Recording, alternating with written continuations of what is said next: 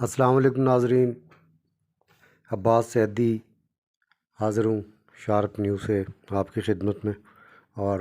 آپ کو خبردار کرنے آیا ہوں۔ ایک چھوٹا سا میرا یہ مضمون ہے کل کے حوالے سے 8 اپریل مورخہ 8 اپریل کو یہ جو سورج گرہن ہونے جا رہا ہے، تو اس سلسلے میں آپ کی خدمت میں حاضر ہوں کہ اپنے عمر کے تجربات کی روشنی میں اور بزرگوں کی سے جو سینہ گزٹ ہے اس کی روشنی میں آپ کی خدمت میں عرض کر سکوں۔ ضروری نہیں ہے کہ وہ آپ تمام باتوں سے وہ تو ان کو تسلیم کریں یا عمل کریں، آپ کی اپنی مرضی ہے، لیکن بہرحال احتیاط جو ہے وہ ضروری ہے۔ اس سلسلے میں عرض کرنا چاہوں گا کہ یہ سورج گرہن یا چاند گرہن جب لگتا تھا اور ہم بچپن میں دیکھتے تھے، ہماری والدہ 10 سال کی عمر میں پاکستان آئیں پارٹیشن کے وقت ہجرت کر کے، تو انہوں نے جو کچھ اپنے والدین سے سیکھا، حالانکہ وہ ایک سخت ترین کٹر مذہبی ماحول میں تھیں، اور یہاں پر تہمات کا تو تصور بھی نہیں تھا میرے خیال میں، اور مجھے نہیں یاد کہ ہم نے اپنی وہ ان کی پوری لائف جو گزری 80 سال کی، اس میں کبھی ان کو دیکھا ہو کہ روزہ قضا کیا ہے بیماری میں بھی، یا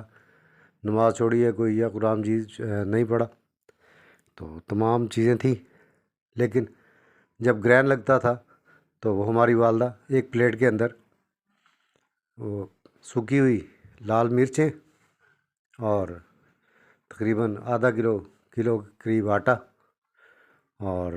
سرسوں کا تیل آدھا ایک پاؤ اور 20-30 روپے وہ رکھ کے، اور 7 چکر سورج کے چاند کے گھما کر وہ اس کا صدقہ دے دینا، گرہن زدہ چاند سورج کا صدقہ دینے کے بعد انہوں نے وہ پھر 2 نفل جو ہیں وہ ادا کرنے، اور کہنا کہ سورج اور چاند بہت تکلیف سے کے عمل سے گزر رہے ہیں، تو اللہ تعالیٰ اس کی مشکلات جو ہے وہ آسان کرے۔ لیکن سائنس کچھ اور کہتی ہے اور مذہب کچھ اور کہتا ہے، پھر کہ اپنی اپنی بات زبانوں میں اور کچھ کہتے ہیں۔ تو میں تو یہ بتا رہا تھا کہ میں نے اپنے بزرگوں سے یہ صدقے کے متعلق سنا تھا، اور نوافل کے نفل پڑھے جاتے تھے کہ اللہ تعالیٰ ہمیں اس عذاب سے، اس مصیبت سے نجات دلوائے۔ تو آپ سے بھی استدعا ہے کہ آپ بھی نوافل ادا کریں اور اللہ کے حضور جو ہے وہ توبہ کریں، مغفرت کا اظہار کریں، اللہ سے اپنی مغفرت مانگیں، سب مسلمان بہن بھائیوں کی مغفرت مانگیں اور مرحومین کی مغفرت مانگیں۔ اللہ تعالیٰ ہم سب کو اپنی حفظ و امان میں رکھے۔ تو میں اس کا سورج گرہن کے متعلق آپ کو جو ہے وہ آگاہ کر رہا تھا کہ 8 اپریل کو مکمل سورج گرہن کے اثرات گرہن سے ایک دن پہلے ہی شروع ہو جاتے ہیں۔ یہ ایک ماسٹر لکھ رہے ہیں استاد کہ گرہن کے ایک دن پہلے سے اثرات شروع ہو جاتے ہیں اور ایک دن بعد تک جاری رہتے ہیں، جیسے زلزلہ آتا ہے اور اس کے آفٹر شاکس جو ہیں وہ جاری رہتے ہیں۔ تو احتیاط کیا جائے، ہر معاملے میں اللہ سے مدد مانگ کر احتیاط کریں، گاڑی موٹر سائیکل تیز نہ چلائیں، لڑائی جھگڑے اور غصے سے بچیں۔ اس حد تک احتیاط کریں کہ اگر آپ روٹین میں سیڑھیاں تیزی سے اترتے چڑھتے ہیں اور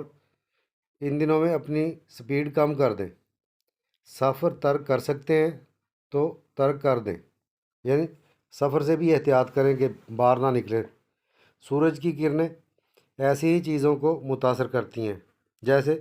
ریموٹ کنٹرول کی لہریں سامنے والی ڈیوائس کو۔ اللہ پاک ہم سب کا حامی و ناصر ہو۔ اور مزید آپ کو یہ بتا دوں کہ جو